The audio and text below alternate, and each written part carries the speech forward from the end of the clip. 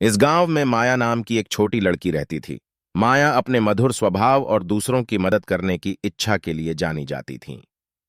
एक दिन जब माया गांव में घूम रही थी, उसने काइंडनेस ट्री और उसकी जादुई क्षमताओं के बारे में सुना।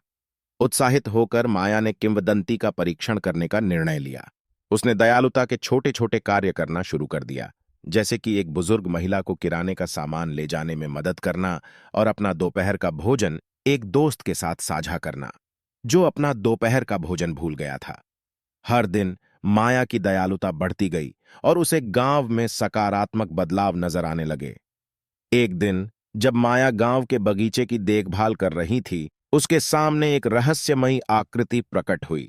यह दयालुता वृक्ष का संरक्षक, एक बुद्धिमान और सौम्य आत्मा था। आत्मा बोली, माया, मैं तुम्हारी दयालुता के कार्यों को देख रही हूं और मैं प्रसन्न हूं। दयालुता वृक्ष ने तुम्हारे सच्चे दिल को महसूस किया है और मैं तुम्हें इसका मार्गदर्शन करने के लिए यहां हूं। उत्साहित और थोड़ा घबराई हुई माया ने जंगल के बीचों बीच आत्मा का पीछा किया, जब तक कि वे एक साफ स्थान पर नहीं पहुंच गए जहां शानदार दयालुता का पेड़ खड़ा था। आत्मा ने समझाया, इस पेड़ में आपकी एक इच्छा पूरी करने की शक्ति है, लेकिन याद रखें, यह केवल उस इच्छा का जवाब देगा जो निस्वार्थ है और जिसका उद्देश्य दूसरों को खुशी देना है।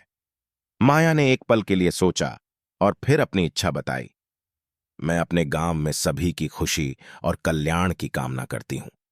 उन्हें हमेशा पर्याप्त भोजन, अच्छा स्वास्थ्य और उनके दिलों में खुशी मिले।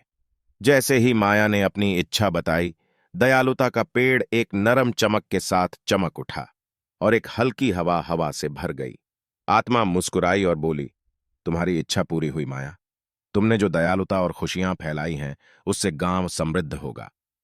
उस दिन के बाद से गांव सुख और समृद्धि का स्वर्ग बन गया।